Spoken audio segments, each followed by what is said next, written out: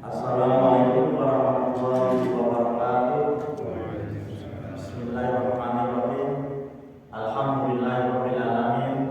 Innal hamdalillah nahmaduhu wa nasta'inuhu wa nastaghfiruh wa na'udzu billahi min shururi anfusina wa min sayyi'ati a'malina may yahdihillahu fala mudilla lahu wa man yudlil fala hadiya lahu. Asyhadu an la ilaha illallah wa asyhadu anna Muhammadan abduhu wa rasuluh la nabiyya ba'da.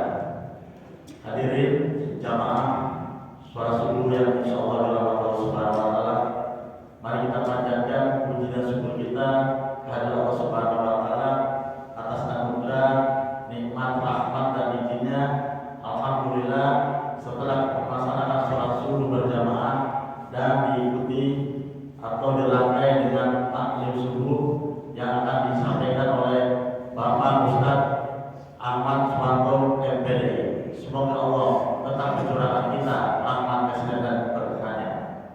Sholawat, salam dan sanjungan tetap tercurah kepada junjungan Nabi besar Muhammad SAW beserta keluarganya, sahabat-sahabatnya, pengikut-pengikutnya sampai akhir kepada kita semua. Kita berharap dihormati, mendapatkan syafaat dari beliau. Baik, seperti biasanya sebelum taklim subuh atau pencerahan yang disampaikan oleh Bapak Ustaz, mari kita kirimkan surat Al-Fatihah. Kita tunjukkan kepada orang tua kita yang telah tiada, keluarga kita, saudara-saudara kita, dan orang yang kita cintai. Semoga Allah ampunkan segala dosa-dosanya, Allah lapangkan umurnya, Allah terima iman Islamnya, dan ditempatkan di surga Allah Subhanahu wa taala. Dan bagi kita yang hadir di sini beserta keluarga kita, semoga Allah berikan kesehatan, keselamatan serta lindungannya. Illa hadini wa lahu sholihat wa illa hadini Mustafa Rasulullah sallallahu alaihi wasallam. Sa'idul la ilaha illa al-Fatihah.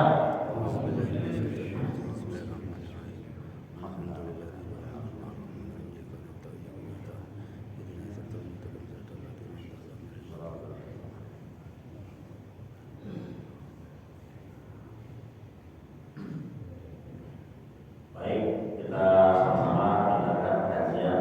Setelah mendengar kajian, dipersilakan kepada bapak-bapak, ibu untuk memberikan pertanyaan kepada Ustaz. Materi nanti akan disampaikan oleh Bapak Ustaz. Begitu kepada Bapak Ustaz, dipersilakan.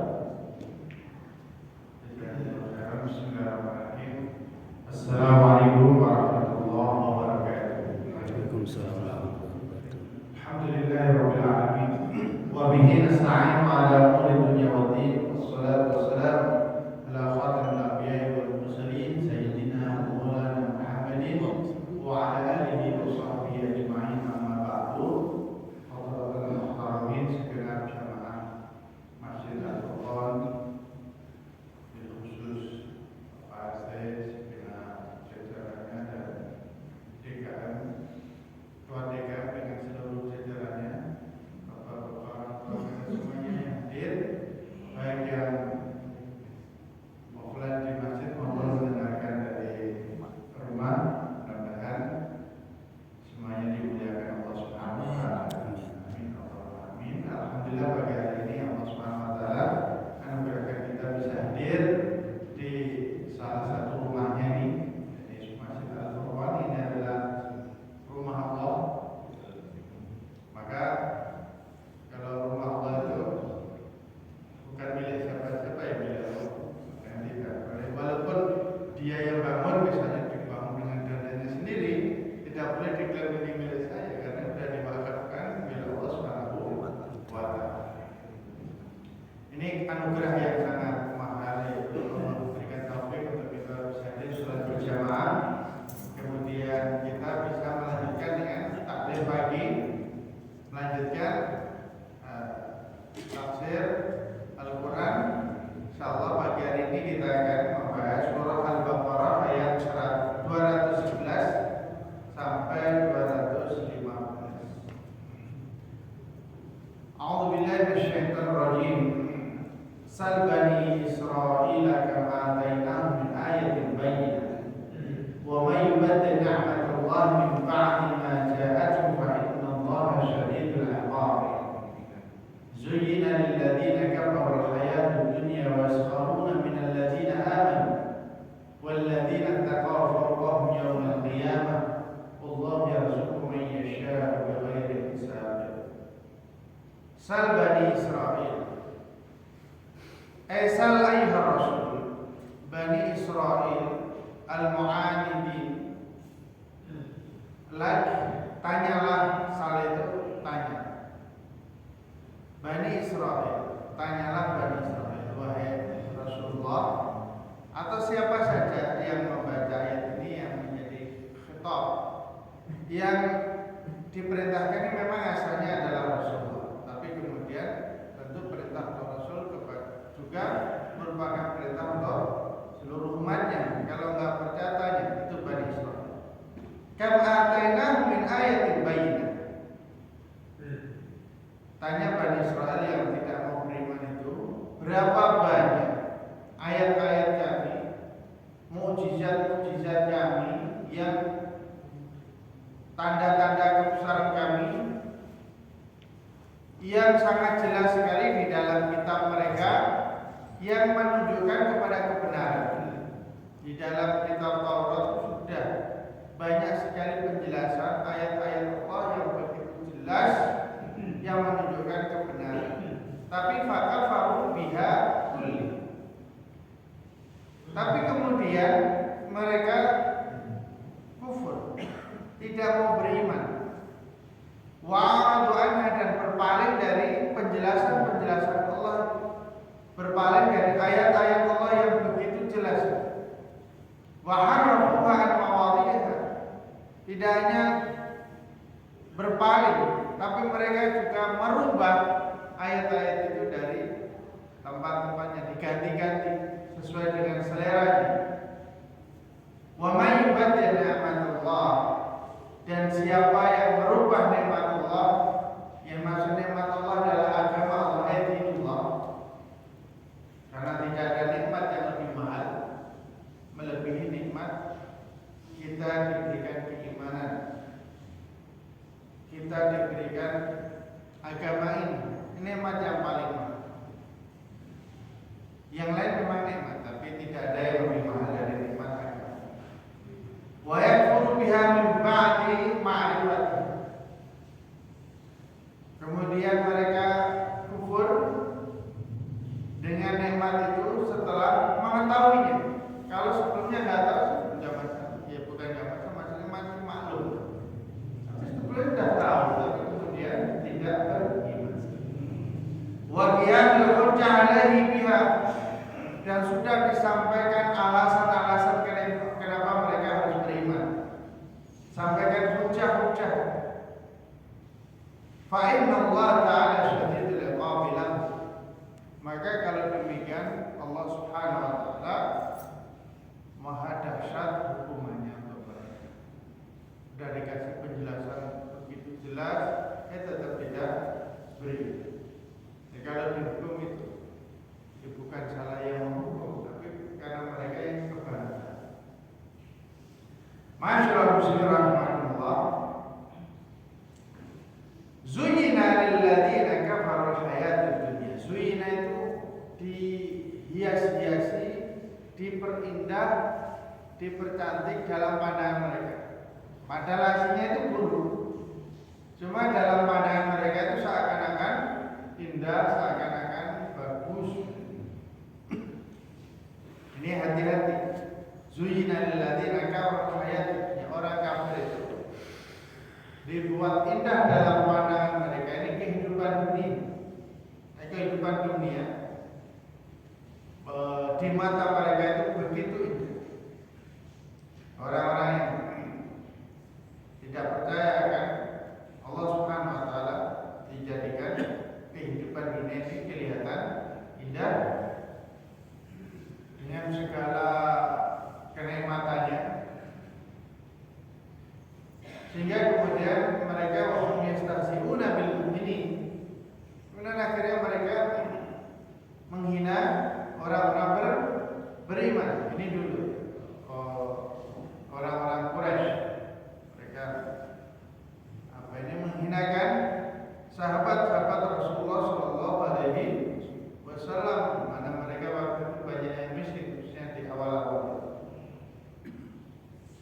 Wa haula'i alladziina yakhshawna rabbahum.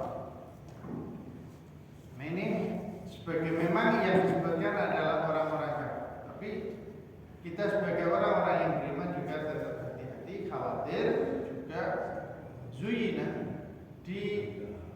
diperlihatkan kepada pandangan kita itu begitu indah sehingga kemudian lalai. Jangan sampai kita walaupun dia yang ini disebutkan adalah orang kafir, jangan sampai juga orang beriman itu ikut-ikutan lalai dengan kehidupan dunia karena melihatnya itu indah. Walaupun secara umum memang zuyyina linnasi hubbu syahawati dulu di ayat sebelumnya bahwa memang secara umum kehidupan dunia ini, kenikmatan dunia itu dibikin indah di dalam pandangan manusia, ya bikin hidup lebih hidup. Kalau orang tidak ada ketertarikan dengan dunia, nanti orang nggak ada yang kerja, nggak ada yang berjuang untuk meraih cita-cita dan sebagainya. Itu memang Allah takdirkan demikian, memang jadinya, tapi jangan kemudian itu melalaikan. Ada hal yang jauh lebih utama, yaitu kehidupan akhir.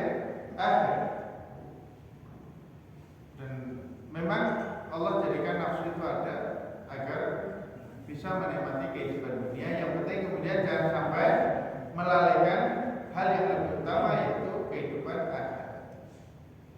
Wa haula'i alladziina yakhshawna rabbahum fawqa jami'il kuffar yaumil qiyamah. Dan orang-orang yang takut kepada Tuhannya, yaitu orang-orang beriman, orang-orang yang bertakwa, itu nanti di hari kiamat fawqa, posisinya jauh lebih tinggi di atas orang-orang kafir, di mana haitsu yudkhiluhumullahu a'la darajatil jannah, di mana orang-orang yang pertama itu akan ditempatkan Allah Subhanahu wa taala di surga yang tertinggi, fi a'lal ailiyin. Kalau orang yang beriman itu nanti di ailiyin. Ailiyin itu tempat yang tinggi. Sedangkan orang-orang yang tidak beriman akan ditempatkan fi asfalis saf, di tempat yang paling rendah, di sijjin itu. Kalau catatan amal buruk mereka itu di sijjin itu catatan nama untuk catatan amal buruk itu di sijjin. Disebut sijjin karena menyebabkan mereka itu di penjara. Sijjin itu dari kata sijin. Sijin itu penjara. Karena amal mereka itu menjadikan mereka itu di penjara Allah Subhanahu wa taala di neraka. Masyaallah. Jadi orang-orang yang beriman tidak perlu khawatir. Orang-orang yang bertakwa, orang-orang yang takut kepada Tuhannya, sehingga kemudian mau melaksanakan perintah dan menjauhi larangannya, itu tidak perlu khawatir. Di dunia dihinakan, dan nanti di akhirat akan ditempatkan oleh Allah Subhanahu wa taala di derajat surga yang tinggi. Wa yunzil kafirina asfala darakatin nar, dan menurunkan orang-orang yang tidak beriman itu di neraka yang paling bawah. Allahu yarzuqu man yasha'u min khalqi bighairi hisab. Dan Allah Subhanahu wa taala memberikan rezeki kepada hambanya, kepada makhluknya yang dikehendaki bighairi hisab, tanpa hitung-hitungan. Masalah kenikmatan dunia itu terserah Allah yang dikasih siapa. Allah nggak pakai hitung-hitungan. Kalau Allah Subhanahu wa taala pakai hitung-hitungan itu repot. Ini kamu sudah saya kasih sekian, balasannya apa? Nah itu. Allah Subhanahu wa taala itu memberi rezeki kepada hambanya itu bighairi hisab, nggak pakai hitungan. Cuma kadang-kadang manusia itu yang hitung-hitungan dengan Allah Subhanahu wa taala. Sholat aja pengen dibalas. Saya sudah rajin ibadah kok masih gini-gini aja. Itu artinya itu kita hitung-hitungan dengan apa? Padahal Allah Subhanahu wa taala memberi rezeki hambanya itu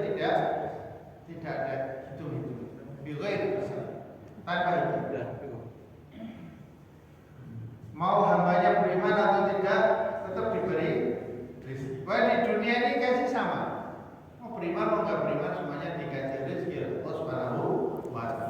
Setelah beriman tidak, nanti urusannya itu hitungannya di akhir, di dunia bebas. Kana nas, artinya ketika orang kafir itu diberikan kenikmatan, itu bukan berarti itu disayang oleh Allah Subhanahu wa Ta'ala. Karena memang Allah itu yarzuqu man yasha' bighairi hisab, memberi rezeki kepada siapa yang dikehendaki tanpa. Kana nasu ummatan wahidah. Dulu manusia itu satu kelompok, satu umat, yaitu semuanya beriman. Dulunya manusia itu semuanya beriman, satu kelompok yang beriman semuanya kepada Allah Subhanahu wa Ta'ala. Muttafiqina 'alal iman billah. Semuanya sepakat untuk beriman pada Allah Subhanahu wa Ta'ala. Kapan itu? Setidaknya menurut para ulama pada masa Nabi Adam sampai Nabi Idris itu semuanya beriman. Atau sampai Nabi Nuh. Tapi sebelum sampai Nabi Nuh itu, sampai kemudian diutus Nabi Nuh itu karena udah mulai ada yang aneh-aneh, maka kemudian Allah Subhanahu wa Ta'ala. Atau setelah Nabi Nuh itu masih semuanya beriman, karena yang tidak beriman semuanya mati saat itu kena banjir. Ya, aslinya orang itu semuanya beriman. Baru kemudian fa ba'atsallahu nabiyina mubasysyirin. Kemudian karena mereka kemudian tidak beriman, ada yang macam-macam itu agamanya, fa ba'atsallahu nabiyyin. Kemudian Allah Subhanahu wa Ta'ala mengutus para nabi untuk berdakwah kepada mereka, mengajak mereka kepada agama, mengajak mereka kepada ketaatan kepada Allah, mengajak mereka untuk berjalan di jalan Allah, yaitu agama Allah Subhanahu wa Ta'ala. Mubasysyirina man ata Allah bil jannah, dengan memberi kabar gembira bagi orang yang taat kepada Allah dengan surga. Yang mau taat nanti masuk surga.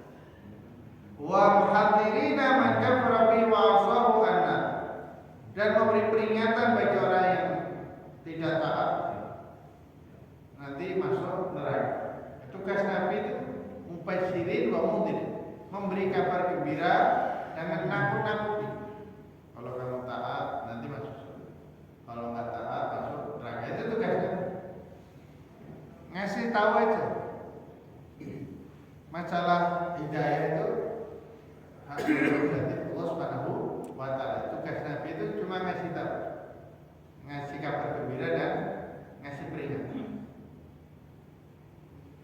Jadi dulu manusia itu satu, semuanya beriman, tapi kemudian dengan berjalannya waktu akhirnya kemudian ada yang sesat-sesat dan sebagainya, sehingga kemudian Allah mengutus para nabi dan rasul untuk memberi petunjuk kepada mereka.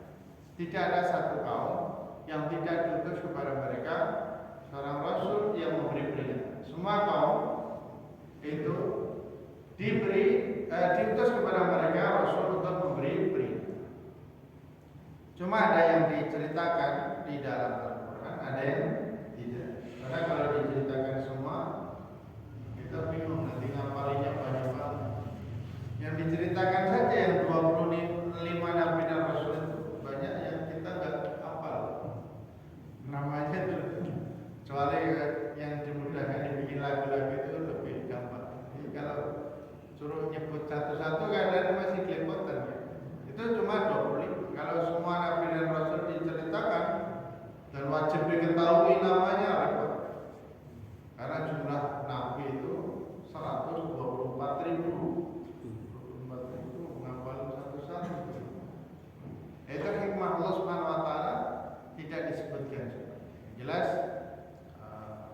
tidak ada satu kaum kecuali diutus kepada mereka pemberi peringatan, agar nanti di akhirat tidak ada yang ini protes, ya Allah kok sekarang dulu nggak ada yang ngasih tahu.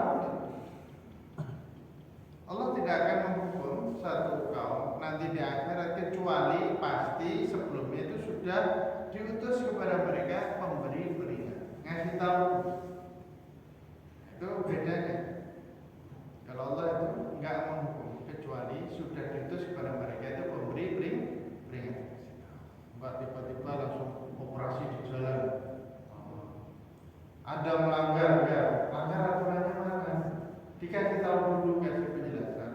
Kalau enggak paham, kalau enggak ngeyel baru dihukum. Itu seperti itu. Wa anzala ma'ahumul kitab. Dan Allah turunkan kepada mereka para pemberi peringatan itu kitab langit bil haqqil ladzi ishtamalat alaih, yang di dalamnya merupakan kebenaran dari Allah Subhanahu wa taala. Liyahkumu biha bima fiha min bainan nas bima ikhtalafu fi, untuk dijadikan pedoman hukum yang diterapkan kepada manusia terkait hal-hal yang mereka berbeda. Ada yang menyembah ini, menyembah itu, menyembah macam-macam itu. Maka kemudian Allah utus seorang nabi yang memberi peringatan dan dibawakan kepada mereka juga kitab untuk menjadi sebagai standar hukumnya. Enggak masing-masing itu menyembah semaunya sendiri, menyembah pohon, menyembah batu lah, gunung, segala macam. Ini standar penyembahan, standar cara ibadah. Ini yang boleh, yang tidak boleh. Nah itu Allah turunkan kitab untuk menjadi standar berhukum terhadap hal-hal yang mereka perselisihkan. Wa mahtalafa fi amri Muhammad sallallahu alaihi wasallam wa kitabahu zulman wa hasadan illa alladziina a'tahumullahu Taurat. Dan tidaklah yang berselisih terkait dengan Nabi Muhammad sallallahu alaihi wasallam karena keirian kecuali orang-orang yang dulu diturunkan kepada mereka kitab Taurat, yaitu orang-orang Yahudi. Padahal mereka sebenarnya itu sangat kenal, sangat tahu bahwa Nabi Muhammad itu adalah utusan Allah terakhir, tapi mereka enggak mau beriman karena hasad, karena adanya iri di hati mereka, sebagaimana dulu dijelaskan, karena orang-orang Yahudi itu atau Bani Israil itu iri. Kenapa Nabi terakhir itu yang diutus oleh Allah adalah dari bangsa Arab, bukan dari Bani Israel? Itu aja yang menjadikan mereka tidak mau beriman. Bukan tidak tahu, mereka sangat tahu, tapi karena rasa iri itu yang menjadikan mereka tidak mau beriman. Masyaallah muslim rahimahullah, wa arafu ma fiha min al-hujaj wal ahkam, dan mereka tahu betul alasan-alasan dan hukum-hukum yang Allah turunkan dalam Al-Quran. Fawaffaqallahu mu'minina bi fadli ila tamyizil haqq minal batil. Kemudian Allah Subhanahu wa taala berikan taufik kepada orang-orang yang beriman untuk bisa membedakan mana yang hak, mana yang batil. Ketika seseorang itu bisa memilih mana yang hak, mana yang batil, itu merupakan taufik dari Allah Subhanahu wa taala. Tidak mudah. Tetap ketika kita bisa membedakan, oh ini benar, ini salah, ini hak, ini batil, itu adalah karunia dan taufik dari Allah Subhanahu wa taala. Wa ma'rifah mahtalafu qablakum mahtalafu fihi wallahu yuwaffiqu man yasha' min ibadihi ila thariqil mustaqim.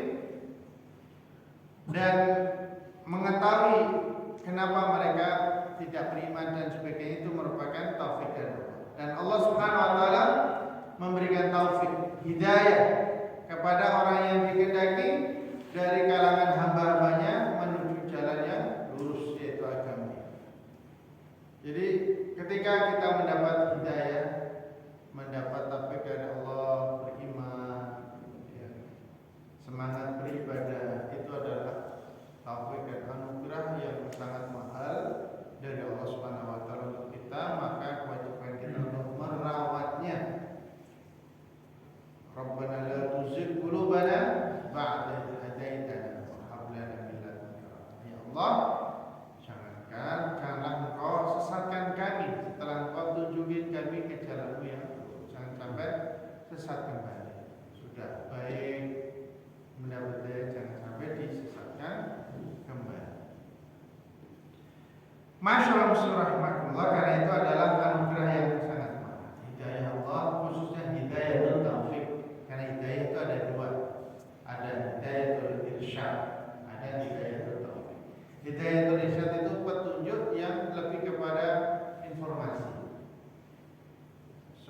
dapat kalian, yaitu melalui Nabi, Rasul, para guru, para ustaz.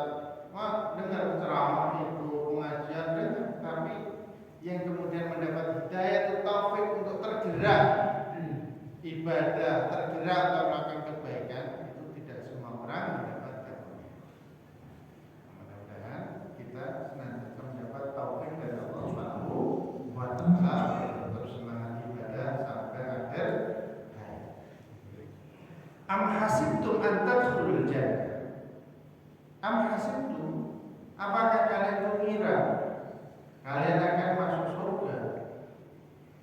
Bal dzanantum ayyuhal mu'minun an tadkhulul jannah. Wahai orang-orang yang beriman, apakah kalian itu mengira akan masuk surga begitu saja tanpa ada ujian?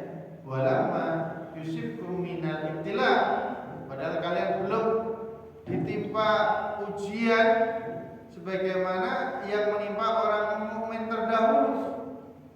Mislu ma asabal mu'minina alladziina madha min qablikum minal faqr. Dulu orang-orang mukmin di generasi dulu itu banyak diuji Allah dengan kefakiran. Baik dulu sebelum umatnya Nabi Muhammad atau dulu ya sebelum kita. Kalau dibandingkan misalnya hari ini dengan Belanda, makan aja susah ya, cerita orang-orang tua dulu gitu, pakaian aja pakai kaum koni gitu. Kalau kita kan sekarang bisa beli baju kapan saja. Terus sampai dulu gak ada, selain gak ada uangnya, yang dibeli juga gak ada. Bahkan konon cerita itu kakek saya meninggal karena kelaparan. Saya gak tahu, bapak juga gak ketemu ayahnya, karena zaman dulu susah sekali makan. Artinya jangan apakah kalian mengira akan masuk surga begitu saja sebelum mendapat ujian bagaimana menimpa orang-orang mukmin terdahulu. Ada yang diuji dengan kefakiran, wal amrad, dan sakit, wal khauf, rasa takut yang luar biasa. Ini begini takut, itu takut. Wa zulzilu bi anwa'il makhawf, digoncang dengan berbagai rasa takut, hal-hal yang menakutkan. Hatta qala rasuluhum wal mu'minun, sampai Rasul dan orang-orang mukmin yang ada yang menjadi pengikutnya saat itu sampai bertanya, ini kapan yang mata nih? Kapan sih pertolongan Allah? Susah terus gitu. Perjuangan kok gak pernah ada menangnya gitu. Kalah terus, didolimi terus. Ini kapan menangnya gitu. Kemudian Allah menegaskan, ala inna nasrullah. Ingatlah bahwa pertolongan Allah itu sangat dekat bil mukminin, untuk orang-orang beriman. Ini Allah Subhanahu wa taala mengingatkan ketika orang-orang mukmin di zaman Nabi, tentu juga untuk pelajaran kita hari ini, misalnya kalau ada susah-susahnya, maka itu dibandingkan dengan susahnya orang dahulu itu tidak ada, ya jauh lebih. Maka ketika di satu masa kemudian orang-orang beriman itu mendapat ujian dari Allah, maka harus bersabar. Waliyadzubillah, tentu kita berlindung kepada Allah Subhanahu wa taala dari ujian-ujian yang tidak mampu untuk dilakukan. Yang jelas sesuai dengan doa Rasulullah SAW, umat ini tidak akan diuji dengan ujian yang di luar kemampuan. Tidak ada yang dianjurkan Allah Subhanahu wa taala. Yas'aluka ashabuka ayyuhan nabi sallallahu ayyuhan nabi. Sahabat-sahabatmu wahai Rasulullah, wahai Nabi, itu bertanya kepadamu, ayyushay'in yunfiquna min asrafi amwalihim taqarruban ila Allah ta'ala. Apa yang harus diinfakkan dari harta yang dimiliki itu? Apa aja yang perlu diinfakkan dalam rangka taqarrub kepada Allah, dalam rangka mendekatkan diri kepada Allah Subhanahu wa taala? Wa ala ma yunfiqun, dan kepada siapa harta itu diberikan? Apa apa yang diberikan, kepada siapa yang diberikan. Kul lahum, katakanlah kepada mereka, anfiqu ayyafarin yatayassairu lakum min asrafil mal al halal at tayyib. Infakkanlah apa aja yang harta yang halal, yang baik, yang bisa diinfakkan, yang memungkinkan, yang paling mudah untuk dilakukan. Waj'alu nafaqatakum lil walidah, dan jadikanlah nafkah itu, infak itu, apa yang dikeluarkan itu, yang pertama adalah untuk kedua orang tua dulu. Wal aqrabin, baru kemudian kerabat-kerabat dekat. Karena sedekah kepada keluarga, khusus kepada orang tua, pada kerabat, itu ada dua kebaikan. Yang pertama adalah kebaikan sedekahnya itu sendiri, dan yang kedua adalah kebaikan menguatkan silaturahmi. Baru kalau dari keluarga sudah mampu semua pada yang lain, itu urutan. Jadi orang tua, alhamdulillah kalau sudah baik semua, tetap walaupun orang tua itu mampu diberi hadiah, tetap itu sebuah kebaikan dan orang tua juga senang. Wabil khusus ibu, kalau masih ada ibu, jadi kalau memberi hadiah itu yang diutamakan adalah ibu. Karena ibu-ibu senang dapat hadiah, walaupun bapak-bapak juga senang juga, cuma tidak seperti ibu. Itu manusia. Wal aqrabina min ahlikum wa dawi arhamikum wal yatama. Kemudian anak-anak yatim alladzina mata abahum fi min duni sinil bulugh. Yang disebut anak yatim adalah yang ayahnya meninggal saat mereka masih kecil. Itu yatim. Jadi yatim itu yang meninggal ayahnya. Kalau yang meninggal ibunya tidak disebut yatim. Yatim itu ya kalau yang meninggal ayahnya. Kenapa? Karena ayah itu tulang punggung mereka yang kerja. Artinya ketika seorang ayah meninggal itu kan pasti kehidupan mereka akan berubah drastis. Beda kalau yang meninggal ibu, artinya yang menopang kehidupan itu masih ada. Walaupun kalau dari sisi pengasuhan beda. Jadi babnya lebih kepada sisi yang menanggung hidup mereka, menjadi tulang punggung. Sehingga itu lebih butuh untuk dibantu. Wal muhtajin alladzina la yamlikuna ma yakfihim wa yasuddu hajat. Kemudian orang-orang yang sangat butuh, yang tidak memiliki apa yang cukup untuk memenuhi kebutuhan mereka, yaitu orang-orang fakir, orang-orang miskin, orang-orang, kalau disebut miskin aja ya maksudnya fakir dan miskin. Kalau disebut fakir ya fakir miskin. Tapi kalau disebut dua-duanya maka fakir itu lebih butuh dibanding miskin. Fakir lebih parah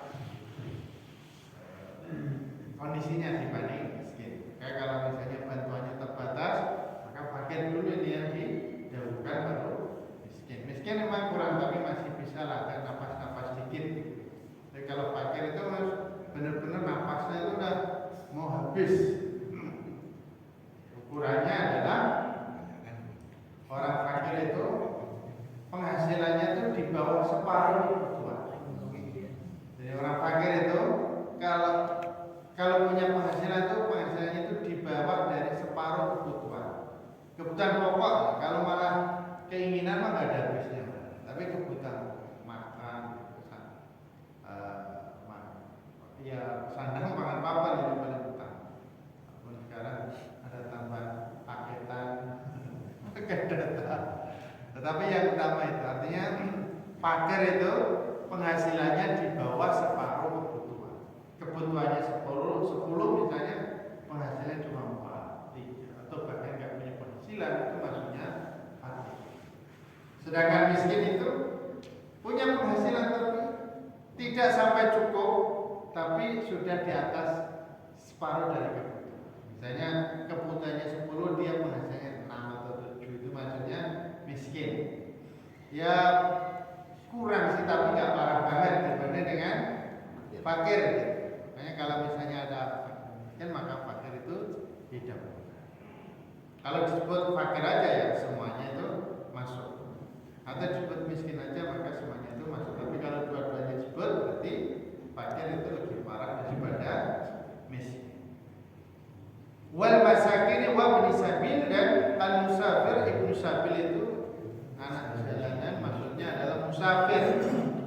Musafir yang bagaimana, yang perlu dibantu, yaitu musafir yang kehabisan ongkos, yang jauh dari keluarga, jauh dari hartanya, nggak bisa ngambil, nah itu butuh dibantu. Tapi kalau musafir duitnya banyak ya nggak perlu dibantu. Artinya bukan karena sekedar musafirnya, tapi karena musafir yang kehabisan ongkos. Itu perlu dibantu.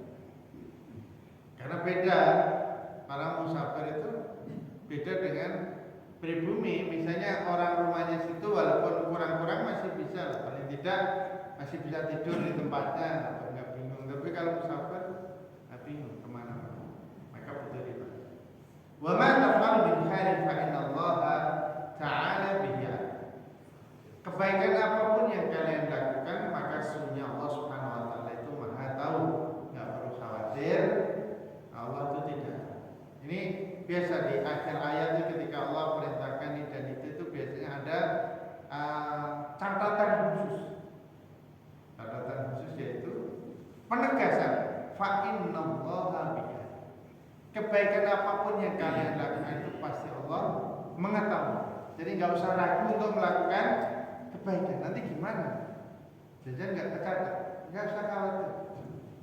Kalau nggak kecatat panitia itu biasa, namanya manusia kadang lupa. Tapi Allah Subhanahu Wa Taala itu tidak mungkin kelupaan untuk mencatat kebaikan kita semua. Ya, kalau misalnya melakukan apa, infak apa, terus panitia lupa mengumumin, nggak usah, biasa aja gitu, nggak usah tersinggung. Lupa tadi sudah nyumbang nggak diumumin, kan biasanya alhamdulillah. Nanti masih nggak nyumbang nggak diumumin, nggak boleh. Karena Allah Subhanahu Wa Taala itu Maha tahu. Kalau orang mana manusia kadang-kadang kelipet dan sebagainya, harap maklum aja, biasa aja.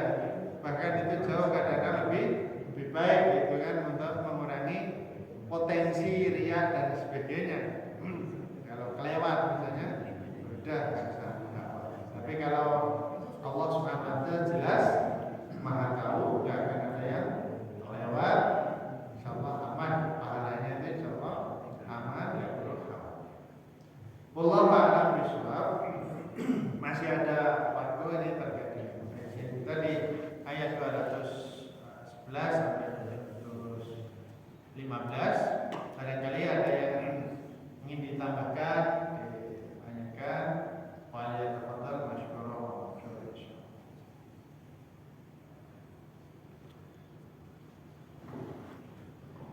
Hadirin. Nah, Penanya pertama, Pak. Assalamualaikum warahmatullahi wabarakatuh. Waalaikumsalam. Terima kasih atas kesempatan yang diberikan kepada saya. Yang saya ingin tanyakan, apakah dengan kita melaksanakan ibadah salat 5 waktu saja tanpa memberikan infak sedekah jariyah itu bisa menghapuskan dosa-dosa kita dan mengangkat derajat kita? Itu saja. Terima kasih. Assalamualaikum warahmatullahi wabarakatuh. Waalaikumsalam warahmatullahi wabarakatuh. Jadi gini, Rasulullah SAW bersabda, Allah Subhanahu Wa Taala mewajibkan kepada kita salat 5 waktu. Siapa yang menunaikannya sesuai dengan syaratnya, sesuai dengan haknya, dan dilaksanakan secara sempurna, maka Allah janji memasukkan dia ke surga. Syaratnya adalah sholatnya itu ditunaikan sempurna 5 waktu.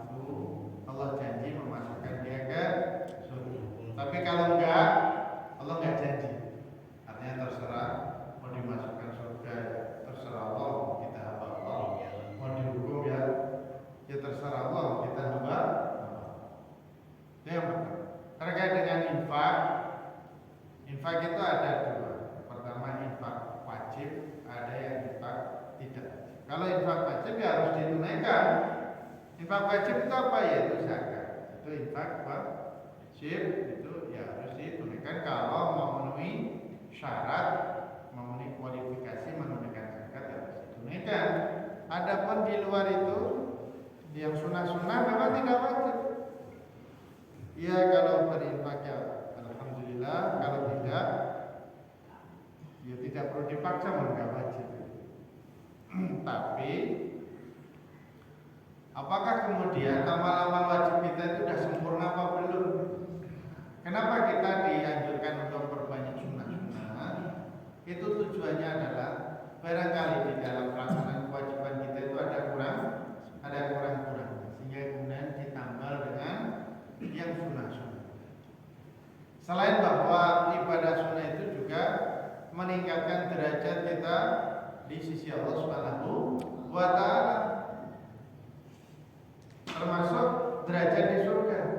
Pengen di kelas biasa atau kelas VIP gitu kan, atau di surga pinggiran atau di tengah, ya terserah, itu sesuai dengan amal.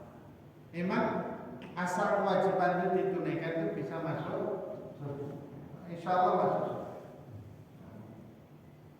Tinggal kemudian mau surganya kelas apa.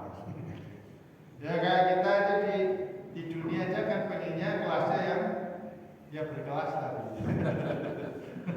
Ya pengen di surga ya pengennya berkelas atau yang biasa aja. Walaupun ya boleh, yang penting masuk surga lah, masalah di mana aja ya terserah. Tapi Rasulullah SAW menganjurkan kalau punya cita-cita itu yang tertinggi, pengennya masuk surga itu di surga Firdaus. Sehingga kalau turun-turunnya itu ya agak agak jatuh-jatuh banget gitu. Pengennya itu targetnya itu adalah surga Firdaus, surga tertinggi. Sehingga amal kita itu yang terbaik gitu. Beramalnya yang terbaik, apa yang bisa lakukan. Kalau tak turun-turun itu enggak turun banget.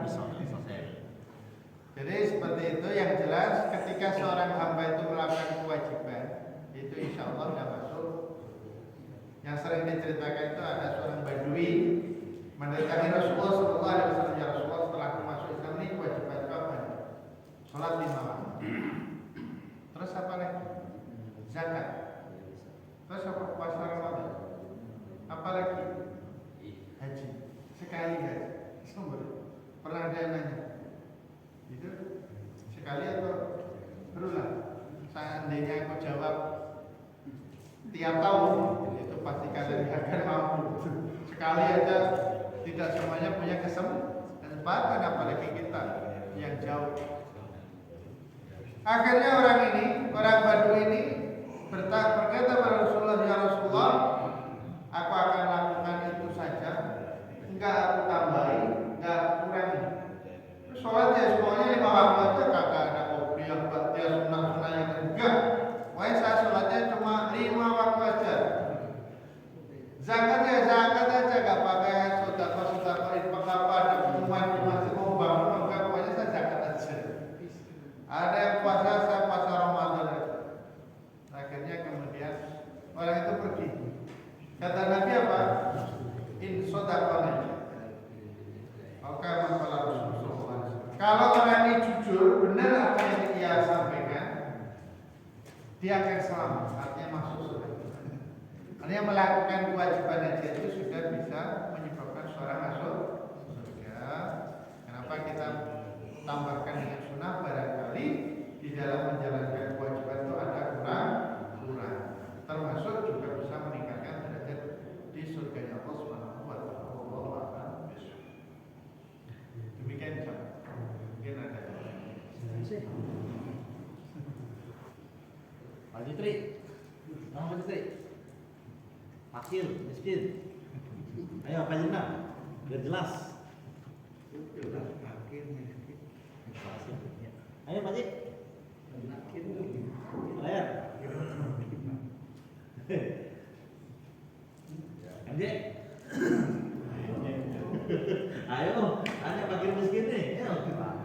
Jangan miskin aja ya Pak Jitri. Jadi Mana tanya Mas?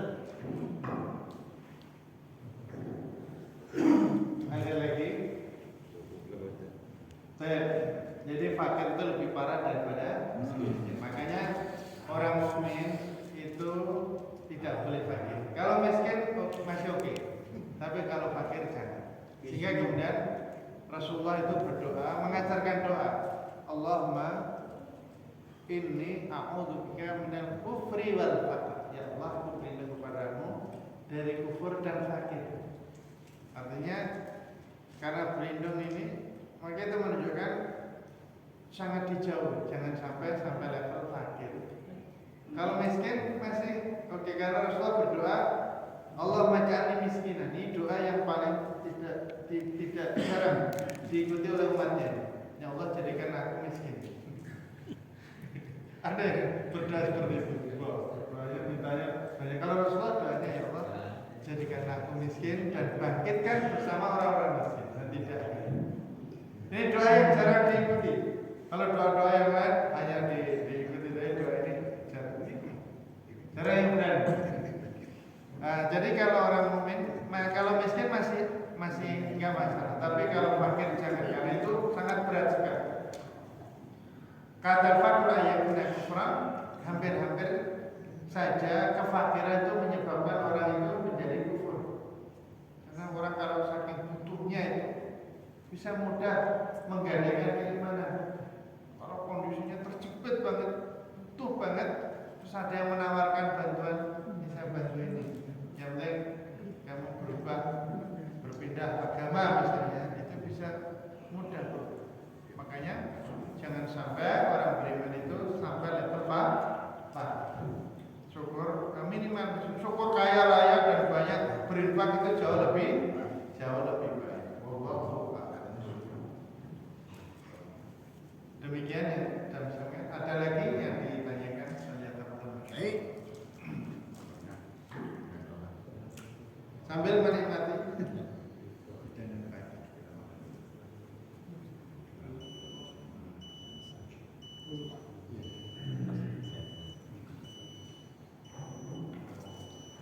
Ada lagi? Oke, kalau tidak ada, sudah waktu dulu. Terima kasih kepada Ustaz yang telah memberikan materi pada pagi hari ini. Semoga bermanfaat untuk kita semua. Kita bisa aplikasikan di dalam kehidupan kita sehari-hari. Demi sempurnanya pertemuan pagi ini, mohon kepada kita untuk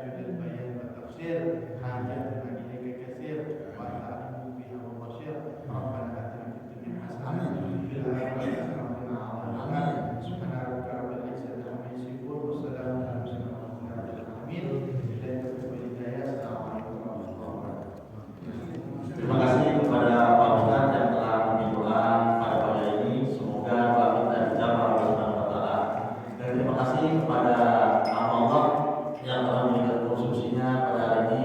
Semoga diberi kemudahan dan kelancaran berkah dalam menjalankan kehidupannya.